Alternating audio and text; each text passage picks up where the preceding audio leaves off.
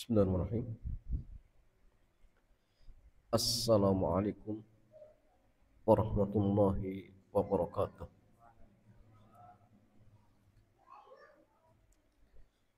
Alhamdulillah wassalatu wassalamu ala Rasulillah wa ala alihi wa sahbihi ajma'in. Amma ba'd. Ikhwan wa akhwati fillah, alhamdulillah di malam hari ini Allah Azza wa Jalla menurunkan kepada kita sekalian rahmat yang sangat luar biasa. Dan jamaah sekalian, di antara sunnah ketika Allah Azza wa Jalla menurunkan hujan, maka kita disunnahkan untuk membaca doa Allahumma sayyiban nafi'ah. Ya Allah, berikanlah kepada kami hujan yang mendatangkan rahmat, yang bermanfaat. Nah, sehingga di antara salah satu pengobatan berobat dengan air hujan. Bisa saya, apalagi hujan pertama kali turun, maka itu rahmat. Kita disunahkan untuk apa? Hujan-hujanan seperti itu. Ya jemaah sekalian, siapa di antara kita yang tidak mengenal Umar bin Khattab? Beliau adalah khalifah yang kedua,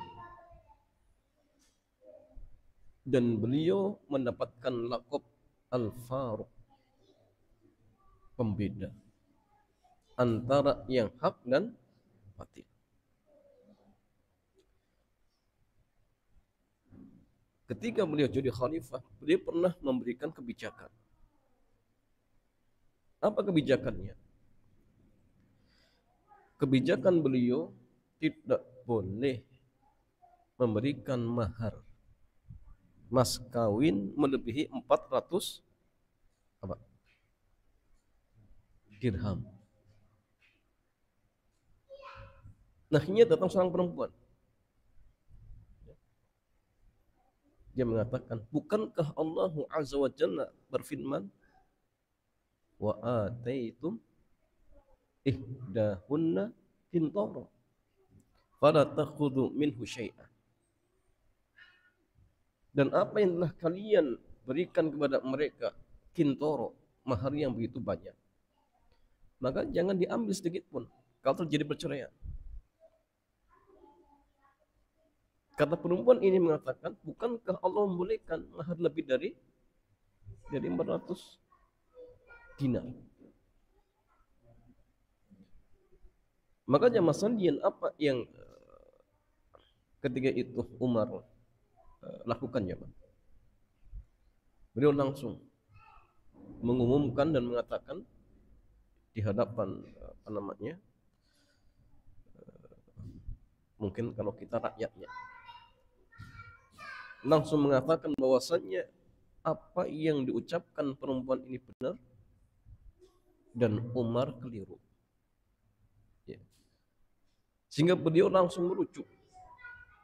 Ketika kebijakannya keliru, maka langsung merujuk kepada apa? Quran dan Sunnah. Sehingga masalah ini, ikhwan wa akhwati fillah, ini juga peringatan buat kita bahwa hendaklah setiap kita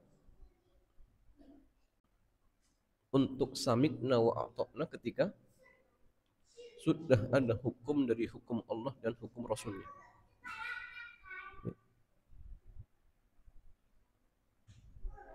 Sehebat apapun kedudukan kita, kalau memang misalkan kebijakan kita, perintah kita ternyata bertentangan dengan perintah Allah dan perintah Rasulnya, maka kita harus kembali. Dan ketika kita diingatkan, maka jangan malu untuk merujuk, seperti Umar radhiyallahu taala anhu. Dan di sini Rasulullah SAW beliau mengingatkan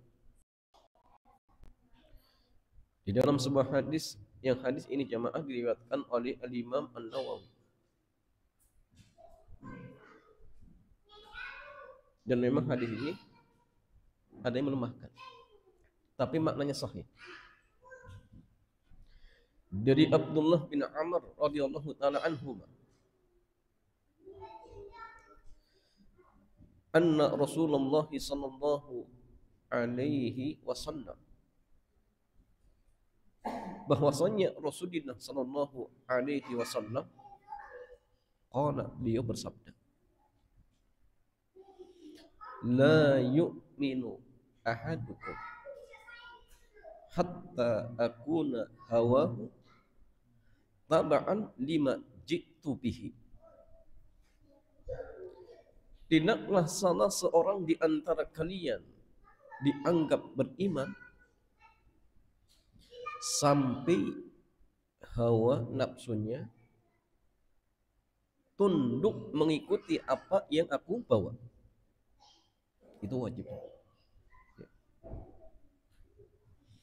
Masuk akal ataupun tidak, ketika itu sudah sahih dari Quran dan hadis Nabi yang sahih, maka wajib bagi kita untuk sami'na wa ata'na. Itu wajib. Dan itu konsekuensi dari syahadat kita ya. Jadi kalau kemudian misalkan masih ya, memikirkan terlebih dahulu, menimbang-nimbang, maka perlu dipertanyakan keimanannya. Ya. Karena masalahnya hukum Allah itu masya Allah luas. Maslahatnya umum dan luas. Dan melihat jangka panjang, bukan jangka pendek. Sehingga terkadang orang-orang yang akalnya dangkal tidak bisa menjangkau. Sehingga akidah Ahlussunnah wal Jamaah ya, di antara manhajnya di dalam memahami Quran dan Sunnah, maka mereka mendahulukan dalil daripada akal. Ya. Mau akal bisa mencerna ataupun tidak, selagi dibenturkan dengan dalil, maka dalil adalah patokan atau rujukan utamanya. Dan ini juga di antara manhaj al-a'immatul arba'ah, in sahal hadisu fahuwa madhabi. Jika hadis itu sahih, maka itulah madhabku. Karena mereka sadar bahwa akal mereka itu terbatas. Padahal mereka para ulama. Bahkan mereka mujtahid. Tapi ketika akal mereka dibenturkan dengan dalil, maka semua sepakat, in sahal hadisu fahuwa madhabi. Jika hadis itu sahih, maka itulah madhabku, itulah pendapatku. Itu mereka. Jadi tidak lantas kemudian mendahulukan akal. Dengan entengnya kemudian ditolak dengan alasan-alasan yang tidak bisa diterima jemaah.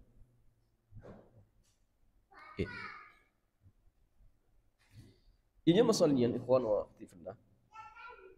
Qala An-Nawawi, al-Imam An-Nawawi mengatakan, hadithun sahihun rawainahu fi kitabil hujjah. Hadis ini sahih, kami riwayatkan di dalam kitab Al-Hujjah dengan sanad yang sahih.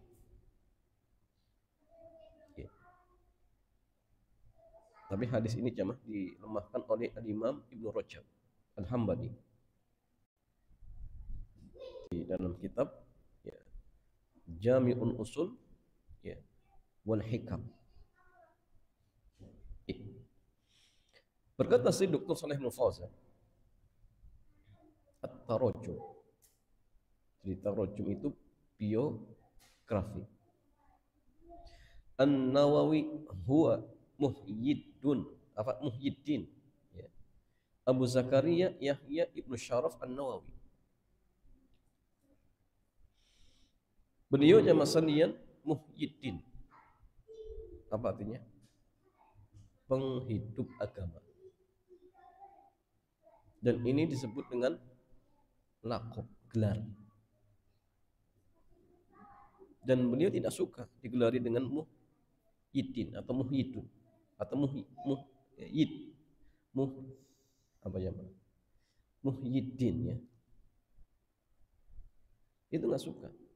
Kenapa? Karena ada unsur mentazkiyah diri sendiri. Nah, itu nggak boleh ya. Wala tuzakku anfusakum. Janganlah kalian mentazkiyah diri kalian. Makanya di antara nama-nama yang makruh itu nama-nama yang ada unsur makna mentazkiyah diri sendiri, itu nggak boleh. Contohnya apa ya? Mubarak. Punya toko apa namanya? Mubarak. Itu juga makruh. Kenapa? Karena ada unsur mentazkiyah diri. Ya. Dan itu nggak disukai ya, nggak disukai. Syamsuddin juga sama. Itu juga makruh. Apa lagi? Zainuddin, itu juga makruh. Seperti itu. Abu Zakaria Yahya bin Syaraf An-Nawawi. Jadi Abu Zakaria ini kunyah. Kunyah itu panggilan. Dan kunyah itu sunnah. Kalau laki-laki diawali ab, perempuan Misal Pak Budi, nama anak pertama siapa yang laki-laki? Abu Farhan. Ya. Itu sunnahnya, Pak. Dan tidak harus setelah punya anak. Tidak harus. Kenapa? Karena Ummul Mukminin Aisyah radhiyallahu taala anha, dia nggak punya anak, tapi Ummu Abdillah atau Ummul Mukminin nggak punya anak. Dan itu boleh. Begitulah Abu Umar. Itu sudah digelari Abu Umar ketika masih kecil, yang burungnya mati. Ya, itu masih kecil ya, belum punya anak. Istri saja belum punya. Dan itu sunnah ya, itu sunnah. Kalau di sebagian tempat itu ada kadang, tapi diterjemahkan. Bapaknya Ahmad, bapaknya, oh ibunya si ini ya, itu kunyahnya, cuma di Indonesia kan. Nisbatun ila Nawa, dan ini dinisbatkan kepada Nawa. Qaryatun di Syam, satu desa di Syam. Syam itu apa jam? Apa aja? Lebanon, Suriah, apa lagi? Yordan, Palestina, apa lagi? Yaman. Ya. Itu Syam. Ya, setelah itu pecahnya, dipecah-pecah. Wa huwa imamun masyhur, dan beliau seorang imam yang masyhur, sahibut tasanif, ya. Dan memiliki banyak karangan-karangan yang mufidah, berfaedah. Makanya masalahnya, seandainya karangan itu dikumpulkan, kemudian dibandingkan dengan umurnya, itu kayaknya nggak mungkin. Umur beliau berapa jam? Sekitar 40-an. Karena beliau di antara ulama yang tidak sempat nikah. Karyanya luar biasa. Kita umurnya berapa jam? Sudah punya karangan? Boro-boro. Dan inilah contoh umur yang berkah. Sedikit tapi karyanya sangat luar biasa seperti itu. Ya. Tuwfiya sanata, beliau meninggal di tahun 676 ya Hijriah, rahimahullah.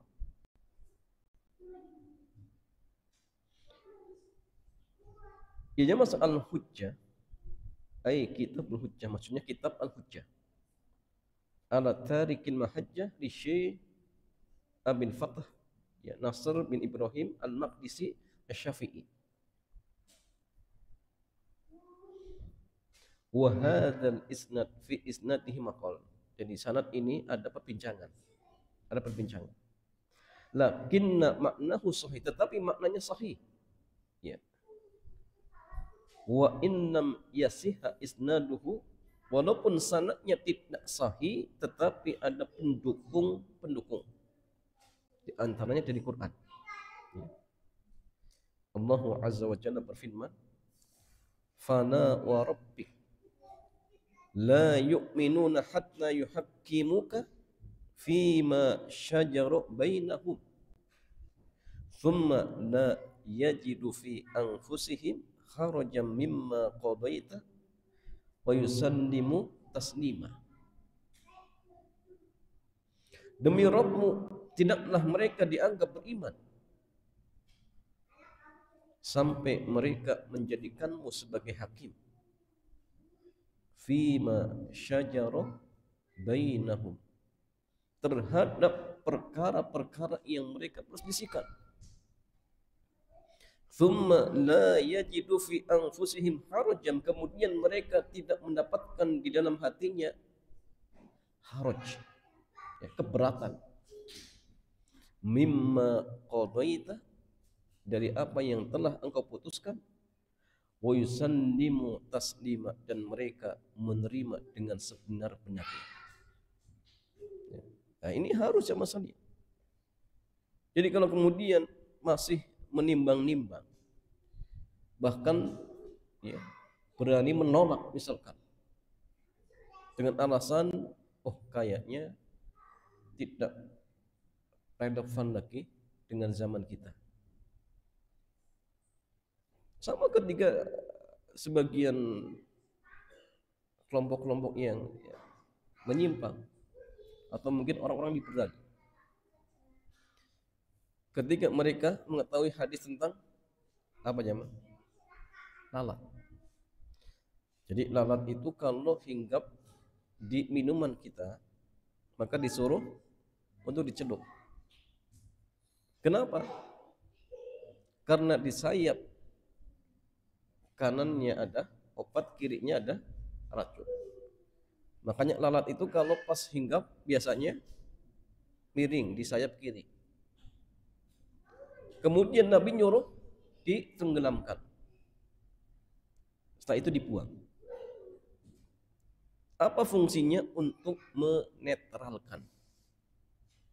Tapi mereka ya, mengolok-olok dengan alasan, masa sih lalat hinggap kok suruh dicelupkan? Ini menjijikkan dan sebagainya. Tapi ternyata setelah diteliti terbukti baru mereka iya saja. Nah itu makanya jemaah, kalau akal kita belum bisa mencerna selagi itu sahih, wajib kita tunduk. Karena tadi akal kita itu terbatas. Tidak semua yang dalam artian kita ketahui bisa dicerna oleh akal kita. Ada yang bisa, ada yang tidak. Makanya ketika akal kita dibenturkan dengan dalil, maka ingat yang paling penting untuk kita dahulukan adalah apa? Samikna wa ata'na. Terima apa adanya. Ya. Perkara sekarang belum bisa mencerna, ya barangkali nanti sedikit demi sedikit akan paham. Seperti itu. Kalaupun kemudian misalkan tidak sampai paham, maka kewajiban dia apa? Sudah tunduk, selesai. Ya. Tidak lantas kemudian ditolak dengan alasan ya tidak masuk akal dan ya alasan-alasan yang itu tidak dibolehkan. Ya jemaah sekalian, Rasulullah beliau bersabda, la yu'minu ahadukum, ay la yahsulu lahul imanul wajib wa la yakunu min ahli. Tidaklah salah seorang di antara kalian beriman, ay la yahsulu lahul imanul wajib, dia tidak mendapatkan keimanan yang wajib, dan dia tidak termasuk yakun hawahu, ay ma yahwahu wa tuhibbuhu nafsu wa tamilu ilaih, sampai hawa nafsunya, sampai apa-apa yang disukai oleh jiwanya tabaan, ya, tunduk mengikuti apa yang dibawa oleh Rasulullah Sallallahu Alaihi Wasallam. Dan Allah Azza atakumur rasulu fakhuduhu wa ma nahakum anhu fantahu. Apa-apa yang Nabi bawa, untung dari jual beli tersebut. Ya. Yang seperti ini kadang-kadang sebagian orang tidak paham, tidak bisa mencerna. Ya.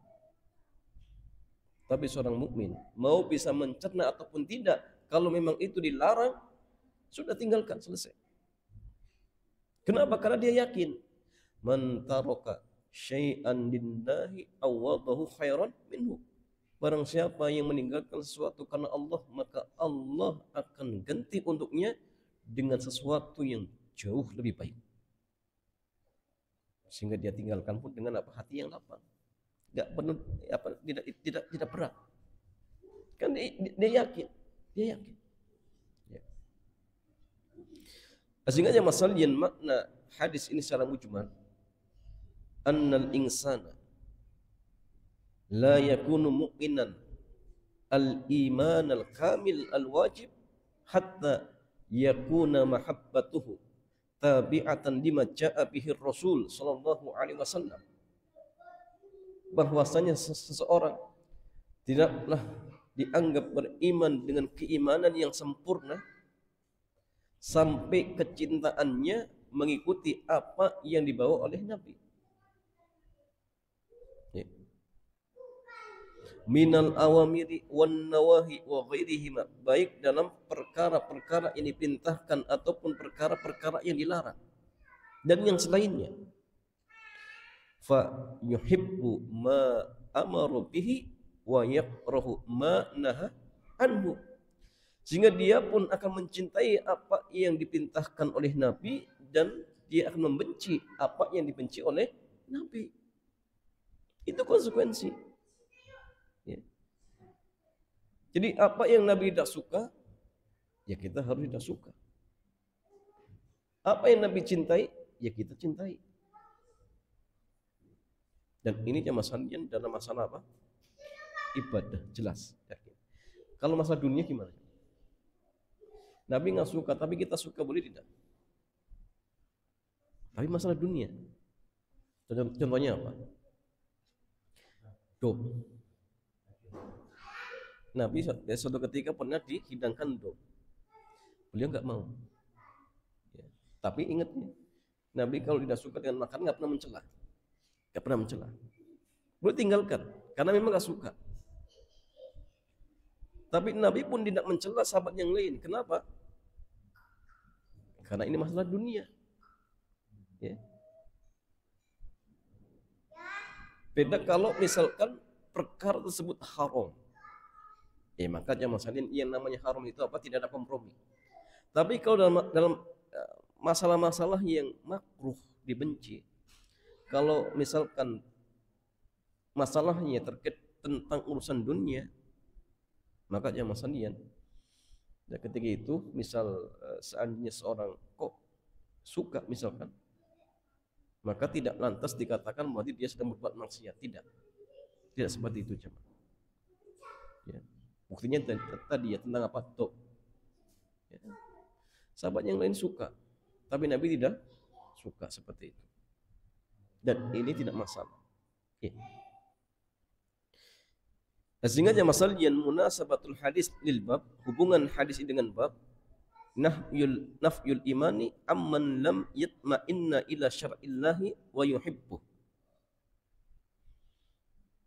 Di dalam hadis ini terdapat penjelasan penafian keimanan, peniadaan keimanan dari seseorang yang tidak tumakninah terhadap apa yang Allah syariatkan dan apa yang Allah cintai. Dengan syariat puasa berat, ya. Syariat sedekah berat, syariat zakat berat. Oh ini masalah aja. Padahal zakat itu perkara yang Allah cintai. perkara yang Allah perintahkan. Sehingga kalau kemudian hati kita berat, nah berarti ada masalah dalam keimanan kita. Ustaz, kalau takdim pas hujan gimana? Berat ini. Ini bukan berat, ada uzur ya. Sholat ketika misalkan sedang hujan, maka boleh sholat di rumah, tidak masalah. Ya, tapi tetap sholat ya, tetap sholat seperti itu. Dan itu babnya ada rukhsah. Wa yakrahu ma khalafahu minal qawanid wan nudhumi al-wad'iyah. Dan dia membenci sesuatu yang menyelisihinya, baik berupa undang-undang ataupun aturan-aturan yang dibuat oleh manusia. Tapi ingat ya, yang bertentangan. Adapun aturan yang tidak bertentangan, maka tidak masalah untuk dilaksanakan. Tidak masalah untuk dilaksanakan seperti itu. Nah, sehingga masalah yang faedah dari hadis ini yang pertama, wujubu mahabbati kulli ma ja'a bihi rasul. Wajib mencintai segala apa yang dibawa oleh Rasul, apalagi dalam masalah pensyariatan. Ya. Begitu pula amal soleh, maka wajib bagi kita untuk mencintainya. Sehingga kalau kemudian ada yang membenci syariat Allah, berdosa saja. Apalagi kalau kemudian sampai menghina, mencaci maki, merendahkan, mencela, maka yang seperti ini bisa menyebabkan pelakunya kufur. Hati-hati. Bahkan terkadang bisa langsung dikes. Seperti yang saya sampaikan, ada seseorang yang ingin ngetes sunnah siwak. Kata dia, tidaklah saya pakai siwak kecuali di dubur saya. Kemudian benar dimasukkan. Setelah itu apa jam? Jatuh sakit. Dan semakin parah sakitnya sampai dia mati. Dan ketika mati, keluar dari duburnya binatang seperti tikus yang mulutnya moncong. Dan ketika keluar teriak. Kata anaknya, bapakku ini mati gara-gara perutnya digerogoti oleh binatang tersebut. Nah itu hukumannya jam. Yang tidak mau tunduk dengan syariat Allah. Hati-hati. Apalagi Allah Azza wa Jalla mengingatkan, falyakhdharil ladzina yukhalifuna an amrihi an tusibahum fitnah aw yusibahum adzabun alim. Berhati-hatilah seorang yang berani menyelisih perintah Rasul, akan tertimpa fitnah dan azab yang pedih. Hati-hati. Kemudian faedah yang kedua, wujubu bughdi kulli ma khalafa syariatar Rasul. Wajibnya membenci segala sesuatu yang menyelisihi syariat Rasul. Dan wajib untuk menjauhinya. Kemudian faedah yang ketiga, intifa'ul iman amman yamilu biqalbihi ila mukhalafati ma ja'a bihi Rasul. Hadis ini terdapat penjelasan hilangnya keimanan dari orang yang hatinya condong kepada sesuatu yang menyelisihi apa yang dibawa oleh Rasul, walaupun dia mengamalkan secara zahir. Setelah zahirnya masalahnya dia suka dengan jenggot, dia suka dengan celana yang tidak sampai isbal. Dohinya dia praktek, tidak isbal, tapi benci. Nah ini bisa kufur. Bisa kufur jemaah sekalian. Beda kalau misalkan dalam artian hatinya suka, tapi dohir belum bisa praktek. Ini nggak sampai. Tapi kalau dohirnya menampakkan sunnah dan sebagainya, tapi kalau hatinya benci, ini bisa kufur. Karena seperti inilah kondisi orang-orang munafik seperti itu. Kemudian masalah yang ikhwan wa akhwati fillah, hadis yang berikutnya. Wa qala Sya'bi mengatakan kana baina rajulin minal munafikina wa rujulin minal yahud. Jadi Asy-Syafi'i mengatakan dulu ada seorang laki-laki dari kalangan munafik dan seorang laki-laki dari kalangan Yahudi. Khusumah, mereka bersengketa, berselisih. Faqala al-Yahudi, maka si Yahudi mengatakan, natahakamu ila Muhammad. Ayo kita angkat perkara kita kepada Muhammad. Kenapa? Arafa annahu la yakhudul ar-rishwa. Karena si Yahudi tahu Nabi itu tidak menerima sokok. Tahu. Ya. Akhirnya minta untuk berhukum dengan Nabi Muhammad. Wa qala al-munafik, sedangkan munafik mengatakan natahakamu ilal yahud. Ya. Enggaklah. Kita berhukum saja kepada orang Yahudi. Jadi si Yahudi minta berhukum kepada Nabi dengan alasan karena Nabi tidak menerima sokok. Tapi si munafik yang zahirnya muslim justru ya, minta untuk berhukum dengan apa? Yahudi. Dengan Yahudi. Kenapa? Ya tadi. Yahudi suka terima sokok. Ya. Makanya jamaah salin yang suka terima sokok-sokok ya, itu persis seperti orang ya Yahudi. Naudzubillah. Ya. Li ilmihi annahum yakhuduna riswah, karena dia tahu bahwa mereka orang Yahudi mengambil riswah. Fattafaqu ala an ya'tiya kahinan. Akhirnya mereka sepakat untuk mendatangi dukun. Ya. Di Juhainah.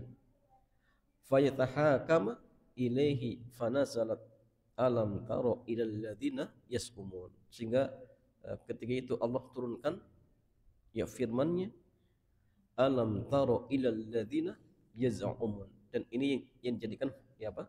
Judul bab oleh mu'allif rahimahullah. Ya. Kemudian masalah yang hadis yang terakhir. Wakil atau athar ya. Nazalat fi rajulaini ihtasama. Ada yang mengatakan ayat ini turun berkaitan tentang seorang laki-laki yang mereka berselisih. Faqala ahaduhuma, salah satunya mengatakan natarafa'u ila nabi, ayo kita angkat perkara kita kepada Muhammad, kepada Nabi. Wa qala akharu, sedangkan yang lainnya mengatakan ila Ka'ab bin Ashraf. Enggak. Kalau menurut saya ayo kita angkat kepada Ka'ab bin Ashraf, seorang dukun. Thumma tarafa'a ila Umar. Kemudian ya, mereka mengangkat perkaranya kepada Umar. Fa dzakara lahu ahaduhuma al-qissah. Sehingga salah satunya menyebutkan kisahnya kepada Umar. Faqala lilladzi lam yardha bi Rasulillah, maka Umar pun bertanya kepada yang tidak ridho dengan hukum Rasul, akadzalika, apakah benar seperti ini? Qala, kemudian dia mengatakan na'am, iya. Maka apa yang Umar lakukan ya? Fa darabahu bisayfi faqatala. Maka Umar memenggalnya dengan pedang, akhirnya dia dibunuh.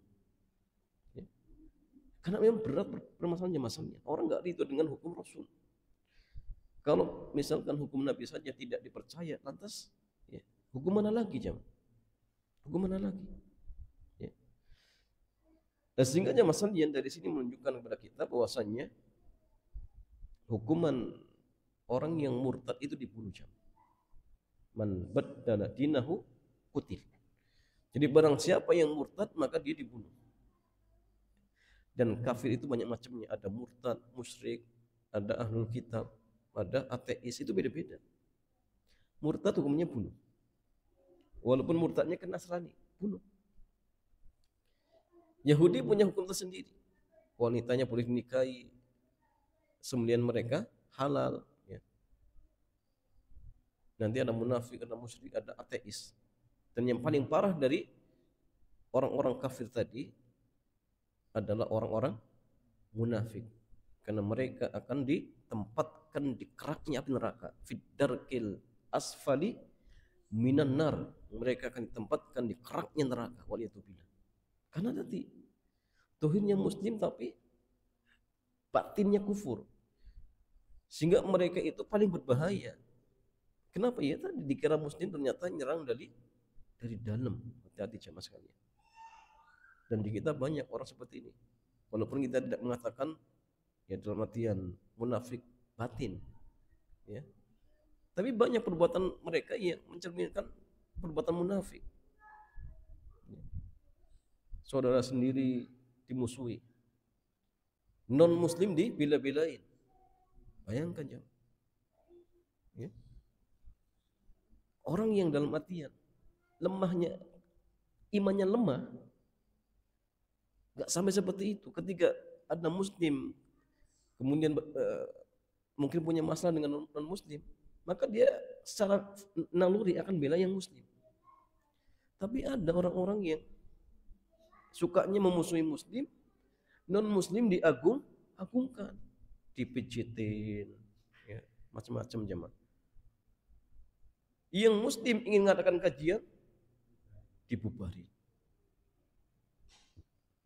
Bahkan masjid buat sendiri pun ditutup. Gimana jemaah? Apalagi nyewa masjid mereka, apalagi minta numpang. Dan ini kenyataan. Padahal kita juga tidak menyerang mereka. Yang kita sampaikan juga ilmiah. Harusnya kalau misalkan mereka merasa tersudutkan, ya sudah jelaskan saja secara ilmiah. Ya. Kan adil. Datangkan hujah-hujahnya. Kalau kemudian misalkan yang kalian sampaikan benar, apa susahnya buat kita untuk ikut? Ya?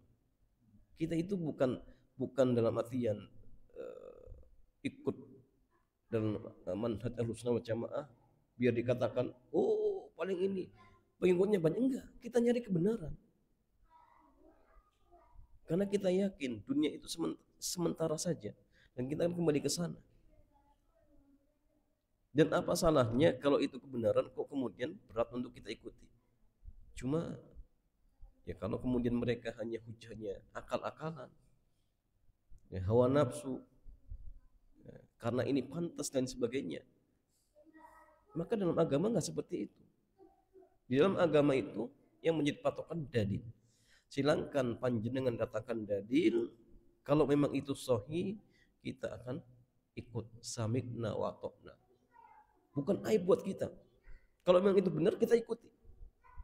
Ya. Tapi masalahnya tidak bisa mendatangkan dalil. Yang ada muter-muter. Ya. Maka agama tidak seperti itu.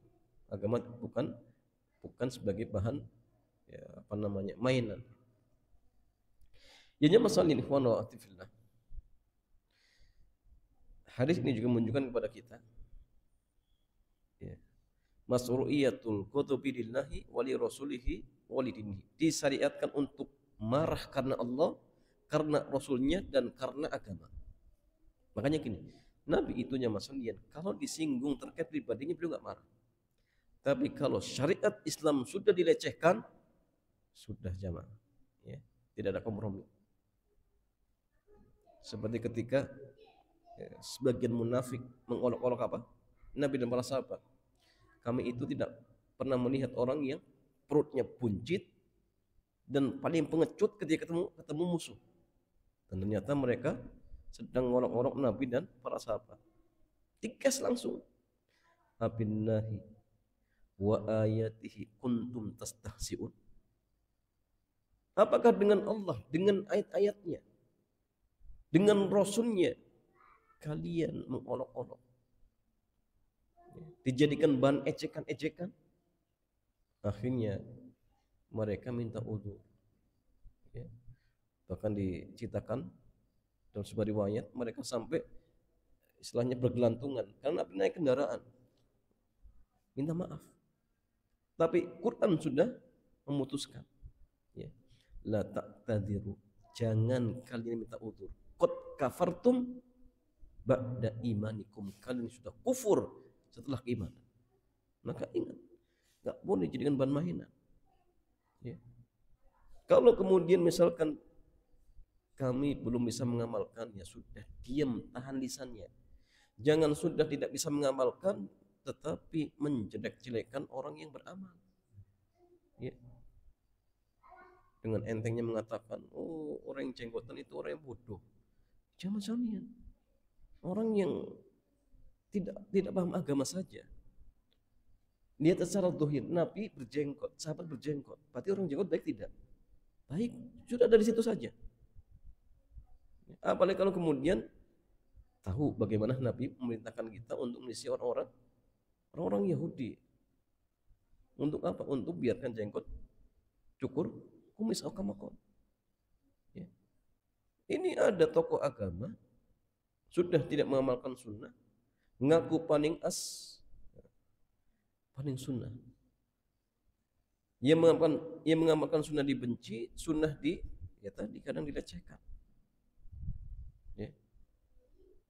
Nuduh ia mengamalkan sunnah sebagai kelompok-kelompok yang sesat. Ini gimana? Ya.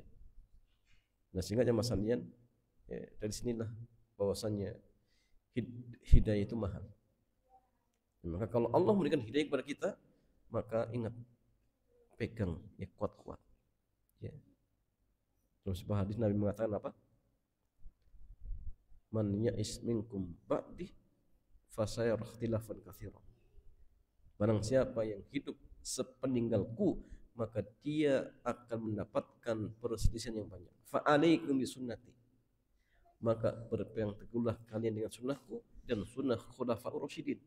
Addu 'alaiha bin nawajid. Gigit, ya, dengan gigi geraham.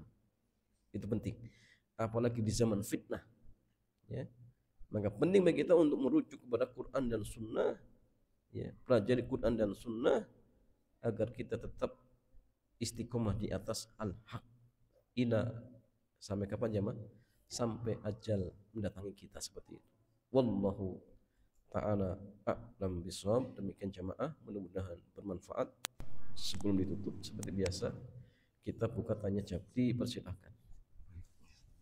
Baik ya, kita baru saja menerima paparan materi Ustaz. Selanjutnya kita sambung dengan sesi tanya jawab. Bagi ada jemaah yang mau bertanya?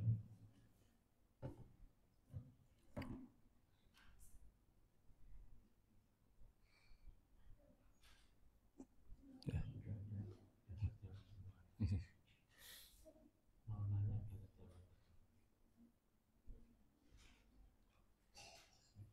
Saya tidak, ini ada pertanyaan atas sebelah.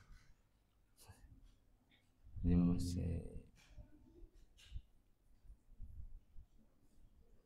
ada pertanyaan dari jemaah lewat WA. Assalamualaikum Ustaz, mau bertanya bagaimana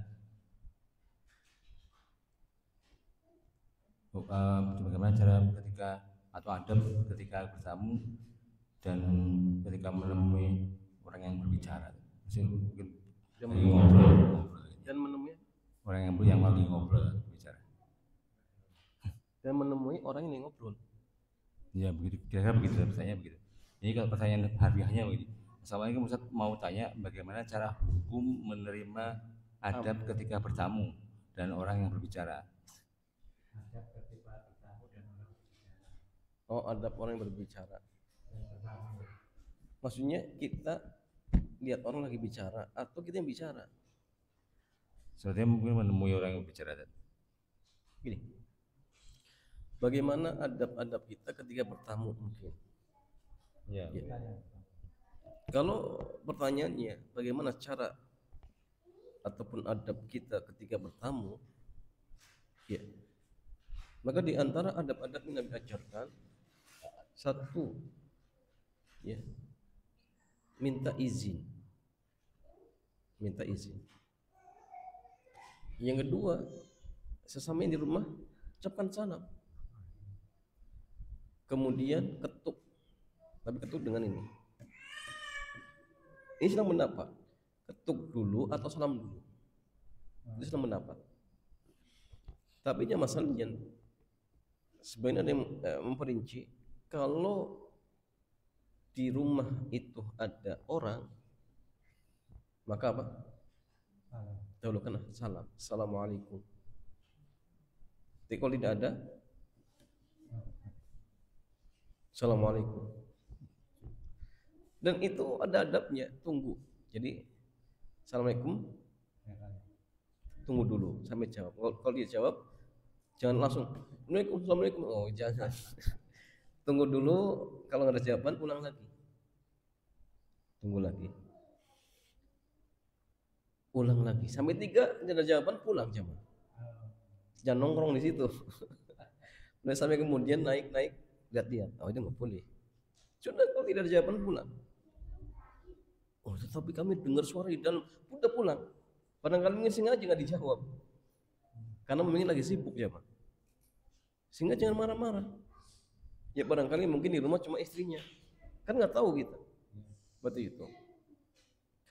Kemudian kalau misalkan ternyata ada pemilik rumah dan dipersilakan untuk masuk, ya. Maka ketika itu di antara adabnya apa coba? Ya, tidak boleh melihat auratnya. Kemudian bolehkah makan langsung? Dilihat. Kalau di ruang tamu sudah ada makanan berarti boleh langsung. Tapi kalau belum ada, ya sabar dulu. Seperti itu. Nunggu dihidangkan. Kalau kemudian nggak dihidangkan, bolehkah kemudian minta? Sebenarnya mengatakan boleh. Kalau dia tamu boleh, tidak masalah. Karena itu hak. Seperti itu. Tapi ya tadi jangan memberatkan. Ya jangan memberatkan. Ya, kemudian di antara adab yang lain, ketika ingin pulang, ya, sudah tamu kemudian ingin pulang, maka adabnya ya sama tadi, ucapin salam, pamitan, ya. Kemudian mendoakan kalau tadi dihidangkan, ada doanya nanti, ya. Allahumma barik lahum fima razaqtahum, ya, waghfir lahum warhamhum, atau doa yang lain aukamakal. Ya, kemudian apalagi jamaah? Ya masih banyak adab-adabnya terkait ketika kita bertamu seperti itu. Ya. Yang kedua, bagaimana adab kita ketika berbicara? Jadi gini, kalau kita sedang berbicara itu, maka la tataja apa namanya? Pokoknya tidak boleh kita berbisik-bisik, ya, dengan teman kita sedangkan ada pihak ketiga. Itu nggak boleh, ya. Apalagi perbincangannya dengan bahasa daerah kita sendiri yang dia nggak paham, itu hati-hati, ya, bisa menimbulkan fitnah, ya. Kemudian tidak boleh menyela, ya, ketika sedang berbicara kemudian kita langsung menyela, jangan, ya. Kemudian adab berbicara itu kalau selesai maka baca doa kafaratul majlis. Subhanakallahumma bihamdika subhanakallahumma apa? Wa bihamdika asyhadu an la ilaha illa anta astaghfiruka wa atubu ilaik. Walaupun ngobrol biasa saja.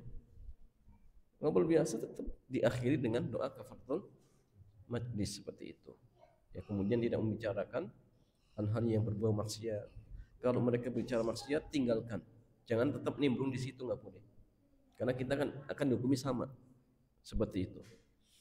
Dan ya masih banyak adab yang lain, ya, tidak tinggal dirujuk, ya, di kitab-kitab adab seperti contohnya Riyadhus Shalihin atau mungkin kitab-kitab adab yang lain seperti itu. Ya, wallahu taala a'lam bissawab. Demikian jamaah sekalian, mudah-mudahan bermanfaat. Kita cukupkan. Subhanakallahumma bihamdik asyhadu an la ilaha illa anta astaghfiruka wa atubu ilaik. Assalamualaikum warahmatullahi wabarakatuh.